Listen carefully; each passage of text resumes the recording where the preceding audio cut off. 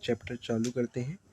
Class 6 का हमारा 8 chapter geography का इंडिया का क्लाइमेट एंड उसकी वेजिटेशंस एंड वाइल्ड लाइफ।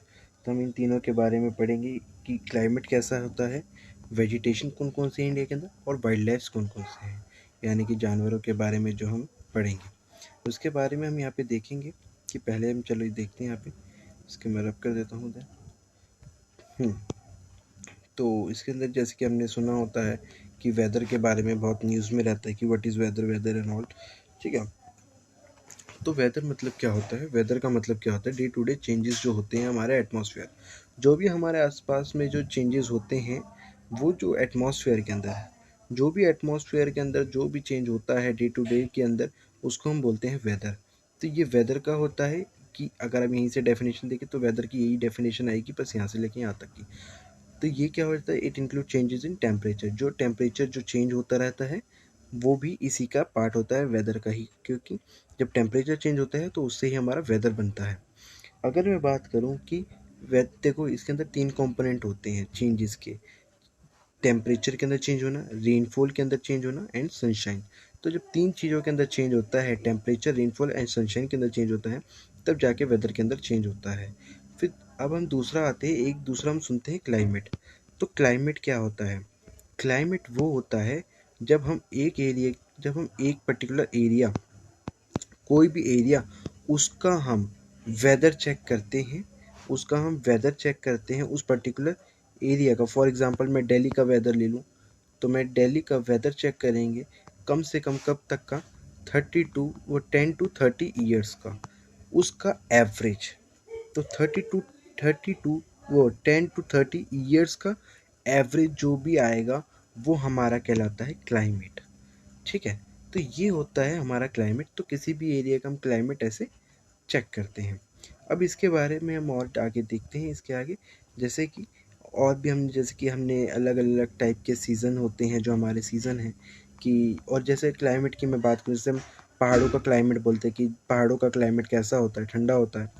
ठीक है ना, तो वैसा जो है हमारा क्लाइमेट जो है वह वो होता है क्लाइमेट एक पर्टिकुलर एरिया। मुंबई का मैं बोलूँ क्लाइमेट कैसा है, तो मॉडरेट है, ना ही ज़्यादा ठंड रहती है ना ज़्यादा गर्मी रहती है, गोवा में भी कह सकते हैं। तो ऐसी। और फिर अब आते हैं सीजन्स पे, देखते हैं सीज़न जो है हमारे इंडिया के अंदर वो 4 पे डिवाइडेड कर रखे हैं। जैसे कि मैं कोल्ड वेदर सीजन्स की बात करूँ जिसे हम विंटर कहते हैं, तो इसका जो मंथ होता है वो होता है दिसंबर से लेके फरवरी तक, ये होता है सर्दी का मौसम। ठीक है, कोल्ड वेदर। फिर आते हैं हॉट वेदर सीजन जिसे हम समर बोलते हैं। समर का होता है मार्च टू मई। ठीक है, मई मार्च आने ही वाला है तो वो समर में आ जाता है।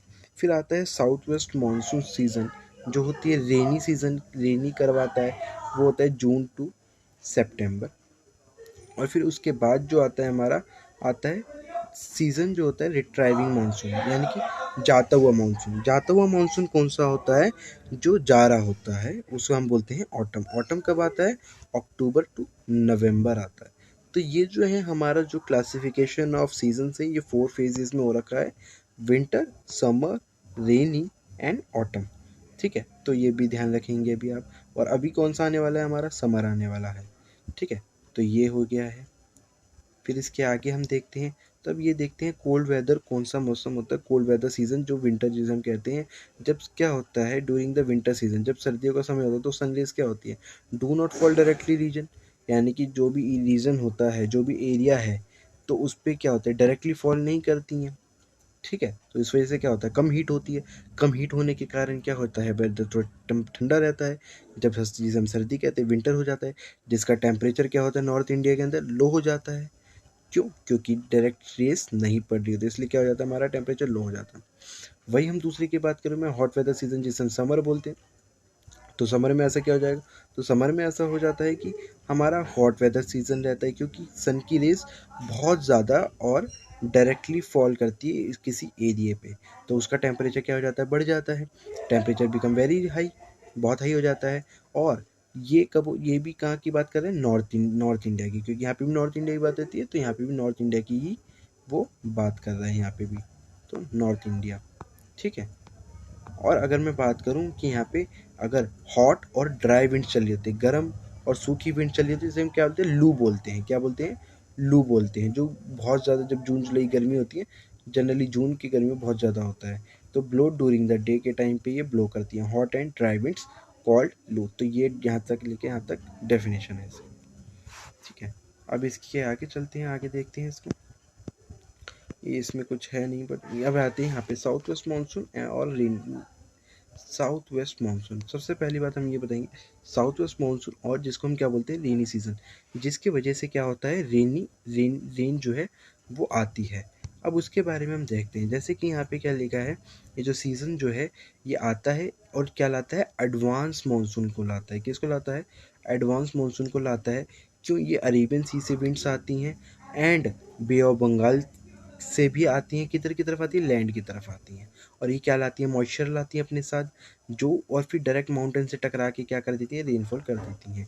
जैसे कि ये हमारा इंडिया है, तो इंडिया के, ये हमारा इंडिया, ये हो गया इंडिया, एंड ये थोड़ा मैप है ऐसा थोड़ा, ये लेट इट भी इंडिया है। यहाँ पे हमारा क्या है, अरेबियन सी पड़ जाता है लेफ्ट की साइड, तो यहाँ पे क्या है हमारा, अरेबियन सी है, इसको लिख देते हैं, ये रब हो गया। तो ये अरेबियन सी, तो यहाँ पे क्या है, अरेबियन सी है।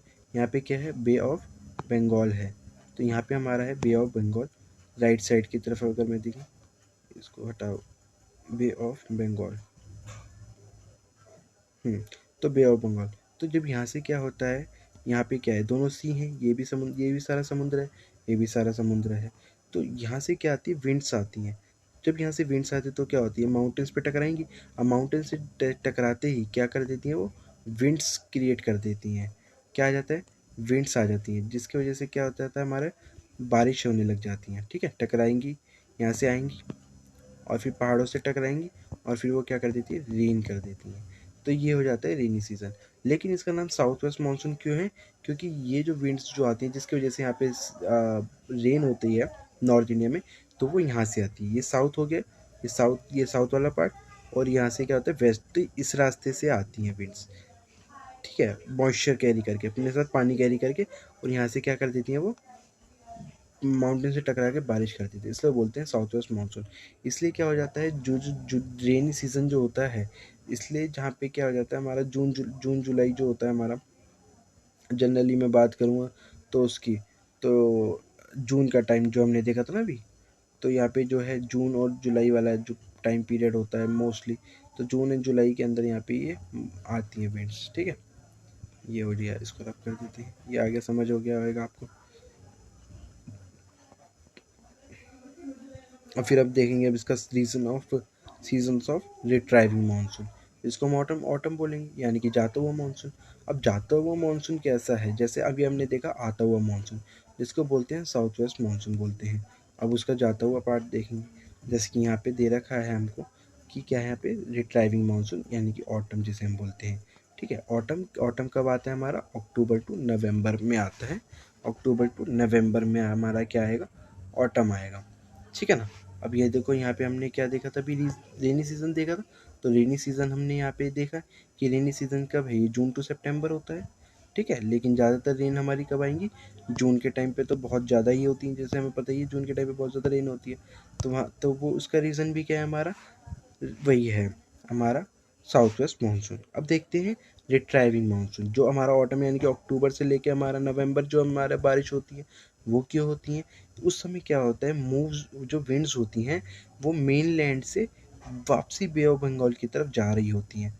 यानी कि ये हमारा इंडिया है, तो ये लैंड से जो भी वो हैं जो वाटर कैरिंग है, वो वापसी क्या जा रहा था, समुद्र की तरफ जा रहा होता है। तो इसलिए क्या करता है, इस एरिया में क्या करता है वो, रेन कराता है। इस एरिया में रेन होती है, यानी कि बे ऑफ बंगाल की तरफ क्या होती है, रेन होने लग जाती है। तो इसलिए यहाँ पे क्या हो जाता है हमारा, रेन होती है बहुत ज़्यादा, ठीक है। अगर ये देखो, साउथ साउथ पार्ट में रेन होती है, तमिलनाडु में रेन होगी, आंध्र प्रदेश में रेन होगी, तो यहाँ पे क्या हो जाती है, रेन होती है बहुत ज़्यादा, ठीक है। किधर की तरफ, बे ऑफ बंगाल की तरफ रेन होएगी हमारी। और अगर मैं बात करूँ क्लाइमेट, जैसे मैंने आपको बताया था, देखो क्लाइमेट इज़ द एवरेज देखो average weather condition which has been measured over many years. तो मैनी ईयर्स मैंने आपको बताया था, 10 to 30 ईयर्स के अप्रॉक्स का एवरेज लेते हैं। तो ये क्लाइमेट की डेफिनेशन यहाँ पे आपकी कवर हो गई है यहाँ पे, ठीक है ना।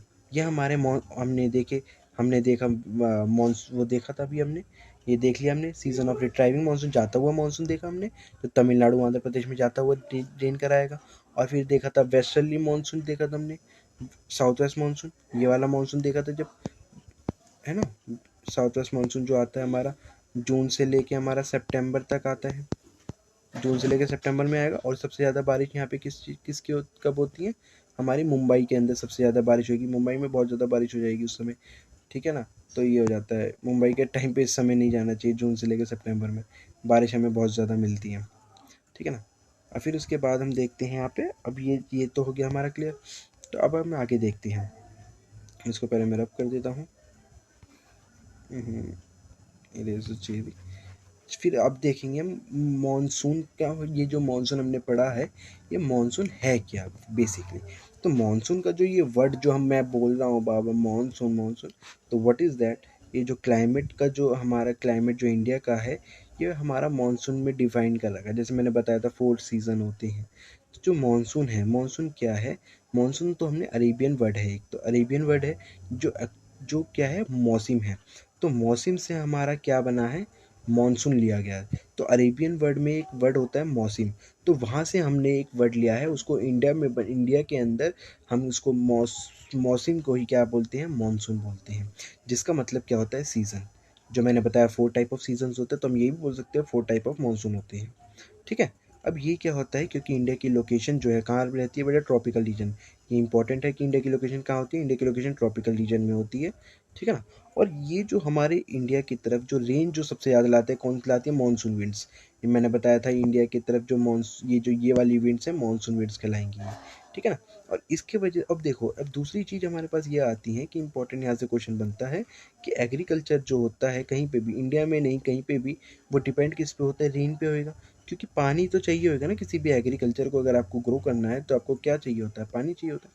तो पानी बहुत ज़्यादा है। अगर गुड मानसून आएगा तो इसका मतलब, गुड मानसून का मतलब क्या है, एडिक्वेट रेन, जितनी रेन चाहिए उतनी रेन मिल रही है। और बॉन्डीफुल क्रॉप्स, यानी कि जितनी की रेन चाहिए उतनी रेन की वजह से क्या हो जाता है, हमारी जो क्रॉप्स जो हैं वो सड़ती भी नहीं है और उतनी ही अच्छी पैदा होती हैं जो हमारी की सफिशेंट होती हैं, ठीक है ना। यानी कि जो एक जीवन बिताती हैं, जितनी जितनी क्रॉप बोई है उसने, तो उतनी ही क्रॉप उसकी उगती हैं, बहुत अच्छे लेवल पे उगती हैं, ठीक है ना। मोटे अनाज उगते हैं, वो भी बहुत ज़्यादा उन लोगों को फ़ायदेमंद देते हैं। तो ये जो है रेन तो एग्रीकल्चर के लिए इम्पोर्टेंट है ही, ठीक है ना। अब उसके बाद हम देखते हैं इंडिया की लोकेशन, देखते हैं क्लाइमेट की लोकेशन जो है, अब ये हम देखेंगे। अब जैसे कि क्लाइमेट जो है, किसी भी प्लेस का क्लाइमेट जो है हमारा, क्लाइमेट मैंने आपको बताया था एवरेज है किसी भी प्लेस का, काफ़ी सालों का, 10 to 30 डेज, 10 to 30 ईयर्स का एवरेज है। तो वो क्लाइमेट जो है हर एक किसी का अलग अलग होता है, मैंने बताया था। जैसे पहाड़ों का क्लाइमेट अलग होता है, गोवा का क्लाइमेट अलग होता है, राजस्थान का क्लाइमेट अलग है। तो जैसे कि मैं बात करूँ कि किस पे डिपेंड करता है, उसकी लोकेशन क्या है, उसका ऑल्टीट्यूड क्या है। ऑल्टीट्यूड यानी कि उसका हाइट क्या है, हाइट भी मैटर करती है। क्यों हाइट मैटर करेगी, जितना मैं ऊपर जाऊँगा उतनी क्या हो जाती रहती है, उतनी ठंड रहती है। इसलिए पहाड़ों पे जितना हम ऊपर जाते रहते उतनी ठंड बढ़ती रहती है। और डिस्टेंस फ्रॉम द सी, समुद्र से जितना डिस्टेंस रहेगा वो भी क्लाइमेट को मैटर करता है बहुत ज़्यादा। जैसे राजस्थान हो गया, पानी की कमी है, समुद्र से दूर है, राजस्थान का वाला एरिया जो समुद्र से दूर पड़ जाता है, तो वहाँ पे कैसे सूखा सूखा है, तो यही बहुत वो है। अब देखो रिलीफ हो गई, कितनी चोटी पे है वो भी मैटर करेगा, ठीक है। तो ये सब चीज़ें जो है, 4 फैक्टर जो हैं, ये क्लाइमेट को डिफाइन करते हैं। अब यहीं पे क्या है, डिफरेंट डिफरेंट रीजन है, जैसे कि मैं आपको बता रहा था। चलिए यहाँ पे और देखते हैं। जैसे कि यहाँ पे क्या है, जैसे हमारा इंडिया का देखो जैसलमेर वाला एरिया, बीकानेर का एरिया, ये सारे क्या हैं, ये डेजर्ट वाले एरिया हैं। इन द डेजर्ट वाले, बीकानेर इन द डेजर्ट, तो ये जैसलमेर बीकानेर ये डेजर्ट्स है ना। डेजर्ट्स नहीं है, बेसिकली डेजर्ट वाले एरिया में पड़ जाते हैं। और ये कहाँ पे है, राजस्थान के अंदर। जो हम कैसा फील करते हैं, बहुत ज़्यादा गर्म है ये। और अगर मैं दूसरे की बात करूँ, वहीं दूसरे दूसरे क्लाइमेट की बात देखते हैं। दूसरा क्लाइमेट कौन सा, द्रास हो गया, कारगिल हो गया, ये कहाँ पे, लेह लेह लद्दाख में पड़ते हैं। अब लद्दाख क्या, फ्रीजिंग कोल्ड है यहाँ पे बर्फ़ जम रही है, यहाँ पे कोल्ड है, ठीक है ना। तो ये अलग क्लाइमेट हो गया। और अगर मैं दूसरे की बात करूँ, जैसे कि यहाँ पे मुंबई हो गया, कोलकाता हो गया, यहाँ का कैसा एक्सपीरियंस, मॉडरेट क्लाइमेट, जैसे मैंने बोलता मॉडरेट क्लाइमेट रहता है, ना ही ज़्यादा सर्दी है ना ही ज़्यादा गर्मी, मॉडरेट है, कोई दिक्कत नहीं है। ये देखो नाइदर टू हॉट है नाइदर टू कोल्ड, ठीक है। तो और ये कहाँ पे, कोस्ट वाले एरिया में। कोस्ट वाला एरिया यानी कि कौन सा हो जाता है, ये जो इंडिया है, ये जो कोस्ट लाइन है, यानी कि जहाँ पे लैंड और जो समुद्र है वो जब मिलता है, तो ये जो ये जिस बॉर्डर पे रुकते हैं, ये होता है हमारा कोस्ट होता है। इसको हम क्या बोलते हैं, कोस्ट बोलते हैं इस वाले एरिया को। तो ये हो जाता है हमारा कोस्ट, तो कोस्ट हो गया। अब देखो ये कोस्ट का एरिया कैसा होगा, कोस्ट का एरिया जो है समुद्र के पास वाला एरिया वो कैसा होएगा, ऑब्वियसली बात है समुद्र के पास है तो इसका एरिया कैसा होएगा, ह्यूमिड होगा। ह्यूमिड यानी कि पानी वाला ज़्यादा एरिया है, तो हमें बरसात देखने को मिलेंगी, ह्यूमिडिटी आती रहेगी। ठीक है ना। अब ह्यूमिडिटी के अंदर मैं बात करूँ, मौसिनराम। मौसिनराम जो है मेघालय के अंदर है, और ये वर्ल्ड की हाईएस्ट रेनफॉल देता है। ठीक है ना। तो मौसिनराम कहाँ पे है, मेघालय में। यहाँ पे वर्ल्ड की सबसे ज़्यादा रेनफॉल होती है। और यहाँ पे क्या होता है, और कहीं दूसरी जगह मैं बात करूँ इंडिया के, तो वहाँ पे एक भी बार रेनफॉल नहीं होती। जैसे जैसलमेर राजस्थान की मैं बात करूँ, वहाँ पे रेनफॉल नहीं हो रही। तो इंडिया का ये सारा क्लाइमेट है, हर एक जगह का अलग अलग क्लाइमेट है। तो ये बताया गया है कि क्लाइमेट जो है बहुत अलग अलग है हर सारी जगह के। तो इंडिया जो है, इंडिया की लोकेशन बहुत अच्छी है। हमें इंडिया को प्राउड करना चाहिए, क्योंकि इंडिया में सारे सीज़न हमें मिल जाते हैं, सारे वेदर मिल जाते हैं, सारी लोकेशंस मिल जाती है देखने को। तो बहुत सही चीज़ है ना। टूरिस्ट भी आ जाते हैं खैर इसी की वजह से हमारे इंडिया के अंदर घूमने के लिए। खासकर राजस्थान में बहुत ज़्यादा टूरिस्ट आते हैं। अब मैं नेचुरल वेजिटेशंस की बात करूँ, नेचुरल वेजिटेशन क्या होता है। नेचुरल वेजिटेशन बेटा वो वेजिटेशंस होती हैं जो अपने आप ही ग्रो हो जाती हैं नेचुरली, इसके नाम से ही पता लग रहा है नेचुरली। तो वो वेजिटेशंस होती हैं जो नेचुरली ग्रो हो जाती हैं विदाउट ह्यूमन इंटरफेरेंस, यानी कि ह्यूमन का इंटरफेरेंस नहीं होता, but after that they will grow, वो अपने आप ग्रो हो जाती हैं। जैसे कि हमने देखा है पहाड़ों में, पहाड़ों की में देखा होगा, जैसे कि यहाँ पे इमेज दे रखी है, जैसे देखो पहाड़ों के अंदर जैसे ट्रॉपिकल इन फॉरेस्ट है, ये ट्रॉपिकल इन फॉरेस्ट की इमेज है। तो देखो ये पहाड़ पे कौन के पेड़ पौधे लगाने जाते हो क्या, कोई लगाने नहीं जाते, नेचुरल ही ये क्या हो जाती है, ग्रो करती है। तो ये क्या है, ये इसका एग्जाम्पल है, इसका नेचुरल वेजिटेशन का एग्जाम्पल है, ये एक बहुत अच्छा एग्जाम्पल है नेचुरल वेजिटेशन का। ठीक है ना। चलिए अब इसके आगे पढ़ते हैं हम इसको। ये रहा फिर नेचुरल वेजिटेशन। अब नेचुरल वेजिटेशन की मैं बात करूं तो यहाँ पे दे रखा है जैसे play in the field, green grasses हैं बहुत ज़्यादा। और ये देखिए अब ये जो है इसके बारे में डिफ़ाइन कर रहा है, मैं आपको बताता हूँ अभी कि देखिए जैसे कि यहाँ पे छोटे छोटे प्लांट्स होते हैं, साइंस में भी हमने पढ़ा है, स्मॉल प्लांट्स होते हैं, उसको क्या बोलते हैं, बुशिस बोलते हैं और श्रब्स बोलते हैं। ठीक है, छोटे छोटे प्लांट बुशिस एंड श्रब्स। अब और कैक्टस भी एक छोटा प्लांट है। ठीक है, फ्लावरिंग प्लांट्स भी होते हैं जो वो देते हैं, फ्लावर देते हैं, ये भी कुछ प्लांट्स होते हैं। कुछ ऐसे बड़े बड़े टॉल प्लांट्स भी होते हैं, ट्री बोलते हैं जिन्हें हम, है ना, जिनकी ब्रांचेस भी बहुत बड़ी बड़ी, जैसे नीम हो गया, मैंगो हो गया। ये बहुत ज़्यादा ऐसे प्लांट्स हैं जिन जो क्या करते हैं, और जैसे वो बहुत कई सालों तक टिके रहते हैं। और कुछ ऐसे प्लांट्स होते हैं जिनकी पत्तियां बहुत बड़े बड़े, जैसे पाम के पत्ते बड़े बड़े होते हैं, पाम लीव्स होती है बहुत बड़ी होती है। ठीक है ना। अब देखो हमने देखे ग्रास सबसे छोटा होता है, श्रब उसके बड़ा होता है, फिर ट्रीज आती हैं। एक उसके बाद पहले ही हर्ब्स भी होता है, यानी कि ग्रास हर्ब्स होते हैं यहाँ पे, फिर श्रब्स आते हैं, फिर ट्रीज आती हैं। ठीक है, हमने साइंस में भी पढ़ा है हर्ब श्रब ट्री। तो यहाँ पे ग्रास भी सबसे छोटा यूनिट दे रखा है, तो ग्रास, फिर यहाँ पे आते हैं हर्ब्स, फिर हर्ब्स के बाद आते हैं श्रब्स, श्रब्स के बाद आती हैं ट्री। ठीक है। अब यहाँ पे देखो डेफिनेशन जो मैं आपको बताता था, बहुत इंपॉर्टेंट डेफिनेशन है, डायरेक्ट याद कर लीजिएगा आप। देखो क्या लिखा है, which grows on their own without interference और the help of human beings are called natural vegetation. तो ऐसे प्लांट्स जो विदाउट ह्यूमन इंटरफेरेंस के ग्रो हो जाते हैं वो नेचुरल वेजिटेशंस होती है। डायरेक्ट याद कर लेना, इंपॉर्टेंट होती है ये, आएगा ही। अब देखो different type of natural vegetations भी होती हैं, वो किस पे डिपेंड करेगी, उसके क्लाइमेट पे डिपेंड करेगी, वो किस प्रकार के क्लाइमेट में रहता है, किस प्रकार की कंडीशन है उसकी क्लाइमेट की, कितना उसे रेनफॉल मिल रहा है। तो ये सारी चीज़ें जो हैं बहुत ज़्यादा इंपॉर्टेंट मैटर करती है, क्लाइमेट कंडीशन क्या है उस जगह की। ठीक है ना। तो नेचुरल वेजिटेशन किस पे डिपेंड करेगा, हमारा क्लाइमेटिक कंडीशंस पे, रेनफॉल पे। ठीक है ना। जैसे कि मैं बात करूँ राजस्थान की मैं बात करूँ तो रेगिस्तान में डेजर्ट में क्या मिलेगा, कैक्टस। लेकिन कैक्टस तो मौसिन राम, जहाँ पे पूरे पूरे हर टाइम बारिश होती रहती है, मौसिन राम में नहीं मिलेगा। मौसिन राम में कैसे मिलेंगे, बड़े बड़े पेड़ मिलेंगे, बड़े बड़े पेड़ होंगे वहाँ पे जो बहुत लंबी लंबी हाइट के होंगे। ठीक है ना। और जो ऐसे जो पेड़ होते हैं, तो हर एक जगह जो है रेन और क्लाइमेट बहुत ज़्यादा मैटर करता है किसी भी प्लांटेशन के लिए। हाँ, अब इस पे आ जाते हैं, तो पहले मैं इसको ड्रॉप कर देता हूँ। ये बात ध्यान रखना कि ये क्या है, और ये ग्राउंड देखो, मैं पेन ले लेता हूँ, थोड़ा बड़ा ले लेंगे इसको। देखिए ये है हमारा श्रब्स लेयर, ये तो और छोटा हो गया। हाँ ये आ रहा है, नहीं इसको थोड़ा बड़ा कर लेते हैं, बढ़ जा भाई, ठीक है हो गया। अब ये देखो, ये हमने देखा श्रब्स लेयर होगी, ठीक है। श्रब्स लेयर कौन सी होती है, जो सबसे छोटे पे होती है। इनों की हाइट कितनी होती है, 1.5 मीटर की इनों की क्या होती है, हमारी इनों की हाइट होती है इनकी 1.5 मीटर की, 1.5 मीटर की इनकी हाइट है। फिर उसके बाद हम देखते हैं, इतनी ध्यान रखना, इतनी हाइट्स होती हैं इनकी, बस ये इनकी हाइट है, ठीक है। अब इतनी इनकी हाइट हो गई। फिर उसके बाद आते हैं यंग ट्रीज़। यंग ट्री कितना होएगा, यंग ट्री जो होता है हमारा, ये है यंग ट्री, यहाँ से लेके यहाँ तक है, ये इट मीन्स इसकी हाइट ऑलमोस्ट 5 मीटर तक है, ठीक है। 5 मीटर तक की उसकी ऑन एन एवरेज क्या आ रही है, हाइट आ रही है। या तो अगर मैं ज़्यादा भी ले लेता हूँ तो ज़्यादा भी कितनी आएंगी, 20 मीटर तक, ठीक है। तो यानी कि मैं ले सकता हूँ कि 20 मीटर से लेके 5 मीटर तक की ग्रो कर सकते हैं यंग ट्रीज जो होते हैं। सबसे छोटे हो गए श्रब्स हो गए, फिर यंग ट्रीज हैं, ठीक है ना। फिर उसके बाद हम देखते हैं कैनोपी। कैनोपी ये बड़ी, यहाँ इतने बड़े वाले होते हैं। कैनोपी की हाइट क्या होती है, 20 से लेके 40 मीटर तक हो सकती है कैनोपी की हाइट, ठीक है। और फिर आते हैं इमरजेंट लेयर। इमरजेंट लेयर जो होते हैं 60 मीटर या उससे भी ज़्यादा बड़े हो सकते हैं, ठीक है, इतने लंबे होते हैं। तो ये इंपॉर्टेंट है, आ सकता है कि ये कौन से प्लांट है, कितनी हाइट होती है कितनी हाइट नहीं होती है, ठीक है, ये आपको याद कर लेना है।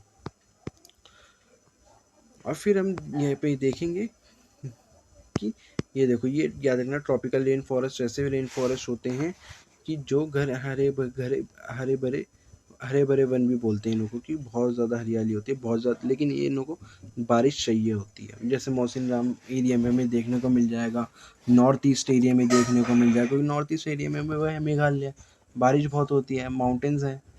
तो जो विंड्स आती हैं, वेस्टर्ली विंड्स आती हैं, तो विंड्स आके टकराएंगी और फिर बारिश कर देंगी। तो मेघालय में बारिश बहुत ज़्यादा होती है, तो ऐसे ट्रॉपिकल रेन फॉरेस्ट हमें पाए जाते हैं वहाँ पे, ठीक है। अब देखिए फॉरेस्ट जो ज़रूरी है हमें, बिल्कुल ज़रूरी है, बहुत ज़्यादा ज़रूरी है। अब फॉरेस्ट तो है हमारे लिए बहुत ज़्यादा ज़रूरी है।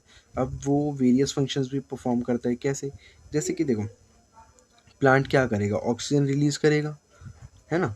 प्लांट्स ऑक्सीजन रिलीज़ करेगा, हम ब्रीथ करेंगे उसको, और क्या करेंगे, अब्जॉर्व करते हैं, ठीक है ना, अब्जॉर्व करेंगे। और जो कार्बन डाइऑक्साइड है, हम क्या करेंगे, कार्बन डाइऑक्साइड्स को रिलीज़ करेंगे। और वो प्लांट्स के लिए बहुत ज़्यादा बेनिफिशियल होती है ना। तो ये पहला रीज़न कि हमारे लिए बेनिफिट क्यों है। दूसरा मैं बात करूँ, रूट ऑफ द प्लांट जो है, जो रूट्स होती है प्लांट की, वो क्या करता है, सॉइल को बाइंड रखती है, सॉइल को रोके रखती है, सॉइल को पकड़े रखती है। तो सॉइल इरोजन रुक जाता है। सॉइल इरोजन यानी कि मिट्टी बहना, तो मिट्टी नहीं बहती है, तो मिट्टी का जो है इरोजन नहीं होता, मिट्टी नहीं बहती, मिट्टी इधर से उधर रिप्लेस नहीं करती, क्योंकि इसको रूट्स ने पकड़ रखा है। तो सॉइल इरोजन को रोकती है। तो ये भी सेकंड है आपका, कि उसका नाम क्या बेनिफिट है। पहला तो ह्यूमन के लिए है ही, लेकिन इसके लिए भी है हमारा, सॉइल इरोजन के लिए। फॉरेस्ट हमें क्या क्या प्रोवाइड करेगा, टिम्बर की लकड़ियाँ प्रोवाइड करेगा, फर्नीचर, ठीक है, जो टिम्बर की लकड़ी है जिससे फर्नीचर बनता है वो है, ठीक है। फ्यूल वुड भी मिलता है, फोडर मिलेगा, medicine plants, herbs, lac, honey, अरे ये बता दो, जैसे फ्यूल वुड्स होती हैं, ठीक है ना, ऐसी वुड्स जिनको हम जैसे पेट्रोलियम के लिए यूज़ कर सकते हैं। फोडर हो गया, जैसे जानवरों के लिए खाद होती है, ठीक है, चारा जो होता है। मेडिकल प्लांट्स भी होते हैं जिससे मेडिसिन बनती है, हर्ब्स हो गई जड़ी बूटियाँ, लैक होता है गम टाइप होता है, हनी भी मिलेगा और गम भी मिलेगा। तो ये इतनी सारी बेनिफिट्स हैं हमारे लिए, तो इसलिए प्लांट्स तो बहुत ज़्यादा ज़रूरी है, ठीक है। और मैं आपको एक बताऊँ, जैसे कि ह्यूमन है, तो ह्यूमन जो है क्या रिलीज़ करेगा, ह्यूमन जो है कार्बन डाइऑक्साइड रिलीज़ करेगा। कार्बन डाइऑक्साइड को CO2 भी बोलते हैं, ये बात ध्यान रखना आ सकता है कि CO2 किसको बोलते हैं, CO2 कार्बन डाइऑक्साइड है, मैं यहाँ लिख देता हूँ। तो CO2 किसको बोलते हैं, कार्बन डाइऑक्साइड। तो अब जो है ये कार्बन डाइऑक्साइड जो है हम ह्यूमन रिलीज़ करते हैं, और यही जो यहाँ पे स्पेस नहीं है, रुको मैं नीचे बनाता हूँ, चलिए यहीं यहाँ बना देता हूँ, यहाँ सही है, यहाँ लिखा हुआ भी हमारा। तो ह्यूमन जो है कार्बन डाइऑक्साइड रिलीज़ करेगा, और ये किसके लिए यूज़फुल है, प्लांट्स के लिए यूज़फुल है ये प्लांट इससे काम करेगा, ठीक है। तो ये प्लांट्स के लिए यूज़फुल है। अब प्लांट्स क्या रिलीज़ करेगा, प्लांट जो रिलीज़ करेगा वो रिलीज़ करेगा ऑक्सीजन। अब ऑक्सीजन किसके लिए यूज़फुल है, वो ह्यूमन के लिए यूज़फुल है। तो ये एक साइकिल बन जाती है जो ह्यूमन के लिए भी यूज़फुल है, और ह्यूमन की वजह से ही प्लांट है, और प्लांट की वजह से ही ह्यूमन है। तो ये एक साइकिल है जिसकी वजह से जो है ह्यूमंस को भी प्लांट चाहिए और प्लांट्स को भी ह्यूमन चाहिए, क्योंकि कार्बन डाइऑक्साइड तो है ही। कार्बन डाइऑक्साइड किसको चाहिए, प्लांट्स को चाहिए ना। फूड बनाएगा कैसे फिर प्लांट, और अगर प्लांट फूड नहीं बनाएगा तो प्लांट सर्वाइव भी कैसे करेगा, ठीक है। तो ये एक साइकिल होती है कि दोनों को दोनों की नीड होती है। अब यहाँ पे हम पढ़ेंगे, पहले नेचुरल वेजिटेशन से पहले ही फॉरेस्ट वाला पढ़ना है ज़रूरी।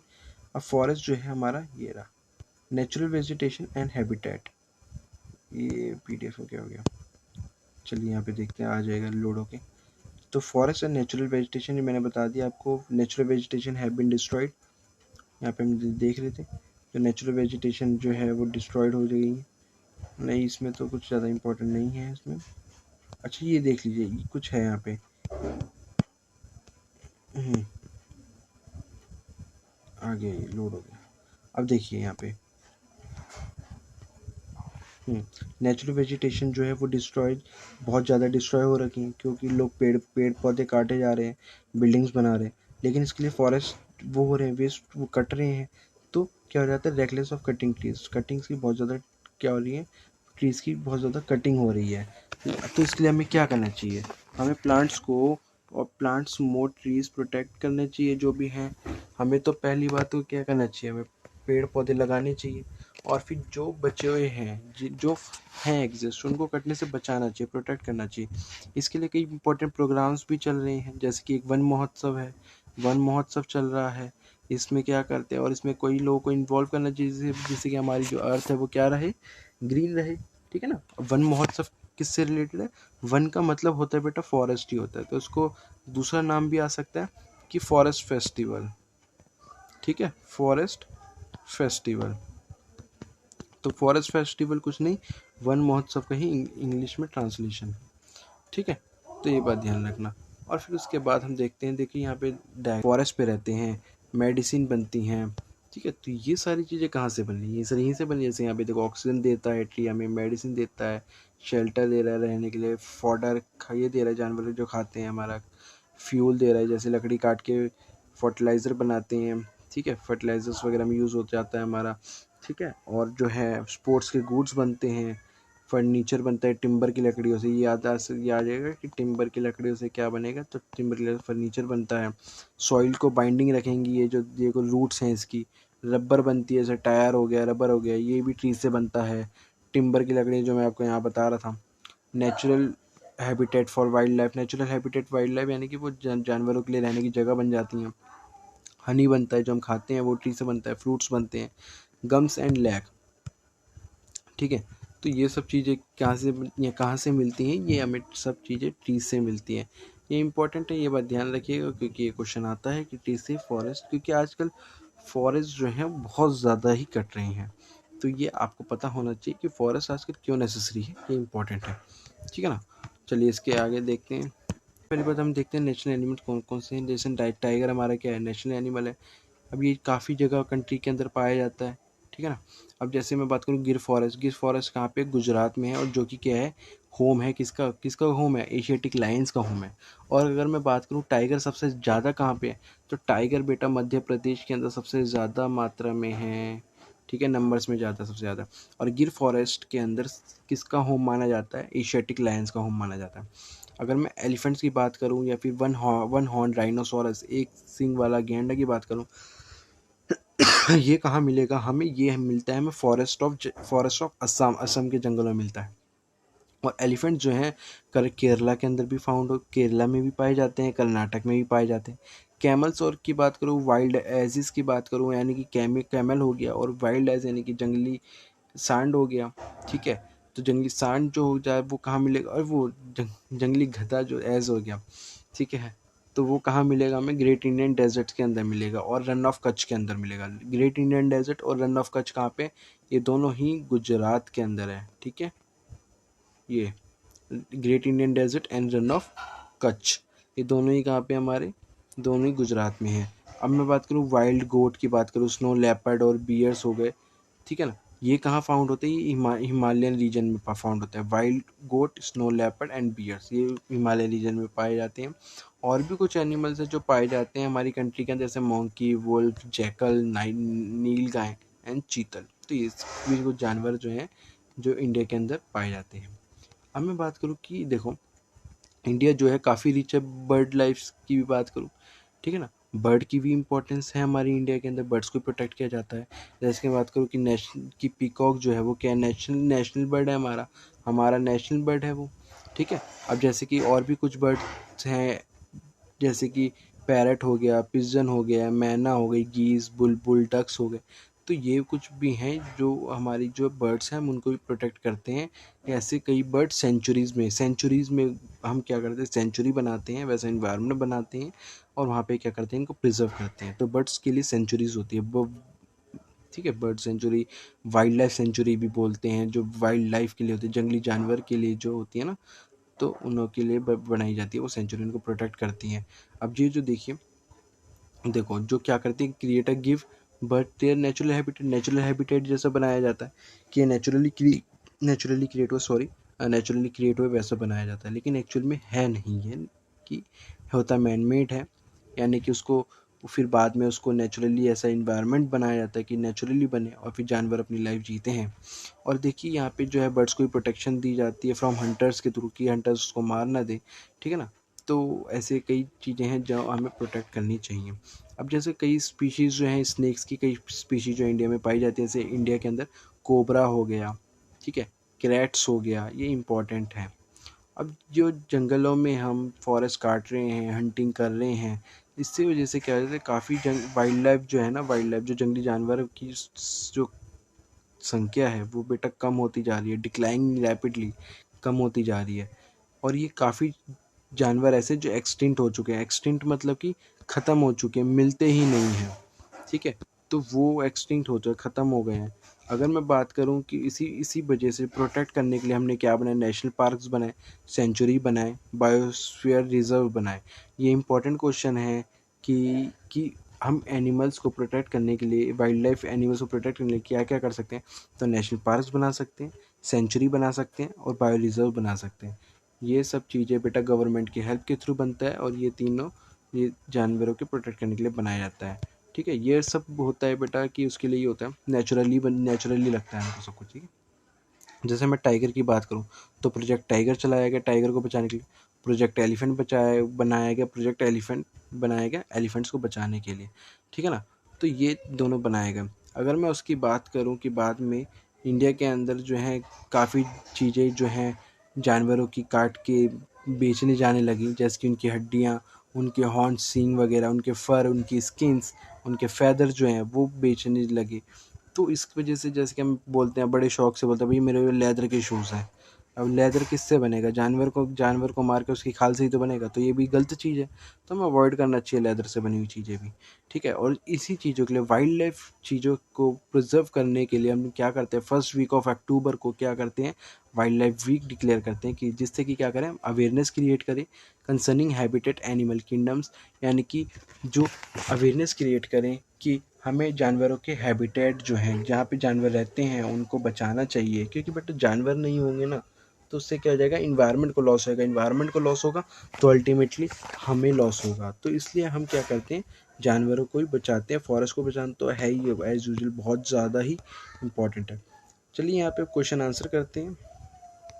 पहला क्वेश्चन पढ़ते हैं। पहला क्या कह रहा है, which wind bring the rainfall India and why it is so important. तो कौन सी विंड्स हैं जो रेनफॉल लाती है इंडिया के अंदर, तो मैं यहाँ पे कौन सी विंड्स हो गई हमारी, वेस्टर्ली विंड्स हो गई, वेस्टर्ली मॉनसून विंड्स बोलूँगा, तो वेस्टर्ली मॉनसून विंड्स हो गई, तो वेस्टर्ली मॉनसून विंड्स हो गई, ठीक है। और ये इंपॉर्टेंट क्यों है, ये इंपॉर्टेंट मैंने बताया था कि हमारा जो भी रेन होएगी तो उससे किस पे डिपेंड करेगा, एग्रीकल्चर पे। और मैंने बताया था कि अगर अगर अगर अच्छा एग्रीकल्चर चाहिए, अच्छी क्रॉप चाहिए, तो उसके लिए क्या होना चाहिए, उसके लिए गुड मॉनसून होना चाहिए। गुड मॉनसून होगा तभी जाके क्या होगा, रेन जो है उसकी वजह से अच्छी आएंगी, है ना। रेन अच्छी आएंगी तो उसकी वजह से क्या हो जाएगा, हमारे लिए क्रॉप्स जो हैं ज़्यादा उगेंगी और अच्छी उगेंगी। ठीक है, तो ये रहा हमारा यहाँ पे आंसर, हमने देख लिया। ठीक है, ये हो गया। सेकंड का क्या कह रहा है, सेकंड क्वेश्चन जो कह रहा है name the different seasons in India, ये तो इजी है। सीजन जो सेकंड क्वेश्चन में क्या कह रहा है, name the seasons of India. Different type of seasons हमने देखे 4। पहला हमने कौन सा देखा, समर देखा, समर हो गया। तो पहला पहला का क्या आ जाएगा, पहला हो गया समर, फिर दूसरा हो गया हमारा विंटर, तीसरा हो गया हमारा मानसून, नहीं मानसून तो सीजन ही हो जाएगा। तीसरा हमने देखा ऑटम, जो ऑटम हमने देखा था। और फिर चौथा हमने देखा रेनी सीजन देखा था, है ना।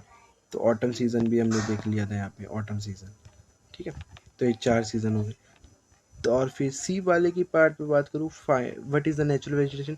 देखो ये तो मैंने आपको बोला था, डायरेक्ट डेफिनेशन याद कर लेना, that vegetation that is grows naturally without the interference of the humans. ठीक है, ये नेचुरल वेजिटेशन कहलाए जाते हैं। अब ये देख लेते हैं, टिक मार्क वाले क्वेश्चन देख लेते हैं। Second, the world highest rainfall occur in the Mawsynram. Mawsynram हमने कहाँ देखा था, मेघालय में देखा था, मेघालय मौसिनराम। ठीक है, मौसिनराम मेघालय सबसे ज़्यादा rain. Wild life goat and snow leopard कहाँ मिलेगा, हिमालय रीजन के अंदर मिलेगा। During south west monsoon period के अंदर जो moisture laden winds from below कहाँ लेके जाएंगी, जो मैंने बताया था यहाँ पे, ये अरेबियन सी से कहाँ लेके जाएंगी, समुद्र से लैंड तक। तो C2 लैंड तक भी जाएगा तो बारिश होगी। अगर पानी ही नहीं कैरी कर रखा होगा विंड ने, तो छोड़ेगी क्या, हवा छोड़ेगी क्या तो वो क्या छोड़ेगी, पानी तभी तो छोड़ेगी जब वो पानी कैरी करके लाएगी। ठीक है ना। उसके आगे देखते हैं हम, अ, ये पार्ट देखते हैं थर्ड का, hot and dry winds known as loo, जो ड्यूरिंग द डे चलती है समर में। फिर बी पार्ट देखते हैं, the state of Andhra Pradesh Tamil Nadu receive a great amount of rainfall. अब आंध्र प्रदेश जब रिट्राइविंग मानसून मैंने बोलता हुआ था कि जब वो मानसून क्या होता है, जाता है। ठीक है ना, तो जब वो मानसून जो है हमारा जाता है अक्टूबर से लेके नवंबर में, जिसको हम क्या बोलते हैं, ऑटम भी बोलते हैं, और उसका दूसरा नाम क्या है, रिट्राइविंग मानसून भी बोलते हैं। ठीक है, ये बात ध्यान रखिएगा। फिर सी पार्ट हम देखते हैं इसका, सी पार्ट में क्या कह रहा है, सी पार्ट में कह रहा है डैश इज़ द गुजरात के अंदर इज़ अ होम ऑफ, तो मैं यहाँ पे क्या बोलूँगा, Gir forest is the home of Asiatic lion. ठीक है ना, एशियाटिक लायन। ठीक है, तो यहाँ पे आपका चैप्टर होता है खत्म। चलिए करिए सब्सक्राइब और बने रहिए इस चैनल पे। चलिए बाय बाय।